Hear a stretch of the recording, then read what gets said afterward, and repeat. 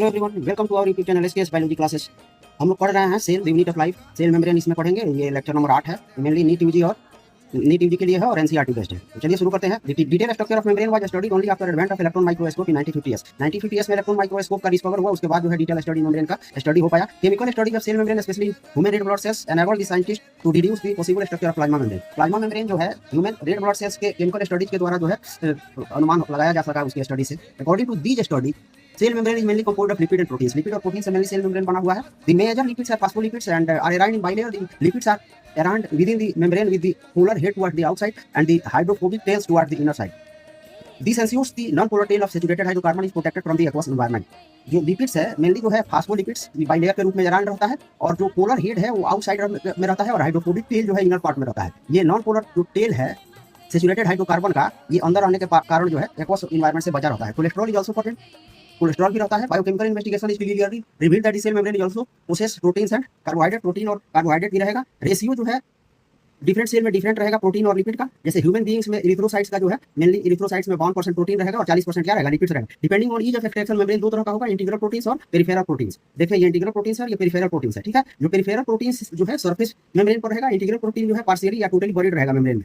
और एक इंप्रूव्ड जो है सेल स्ट्रक्चर का इंप्रूव्ड मॉडल सिंगर और निकोल्सन के द्वारा 1972 में दिया गया. इसको जो हम लोग फ्लूइड मोजेक मॉडल के रूप में जो है जानते हैं. ठीक है, quasi fluid nature of lipid के कारण जो है लैटरल मूवमेंट ऑफ प्रोटीन होता है पूरा बाइलेयर में.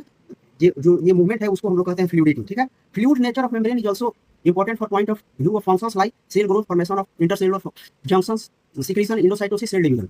जो ये फ्लूइड नेचर है ये इसके फंक्शंस के लिए भी ठीक है. Cell growth, formation of intercellular junction, secretion, endocytosis और सेल डिवीजन में इससे मदद होता है. One of the important functions of plasma membrane is transport of molecules across it. Transportation का भी ये बहुत महत्वपूर्ण रोल है मॉलिक्यूल के ट्रांसपोर्टेशन में. और ये मेम्ब्रेन जो है सिलेक्टिवली परमिएबल होता है, किसी को लेगा किसी को नहीं लेगा.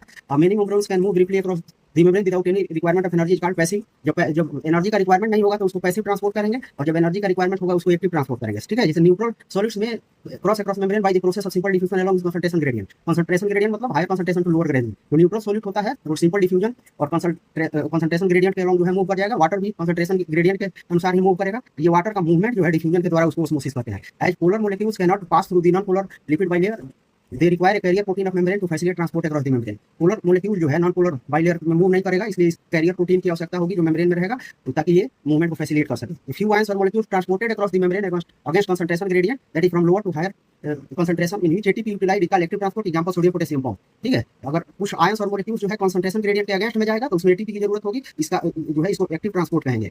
इसका एग्जांपल हो गया सोडियम पोटेशियम बॉन्ड.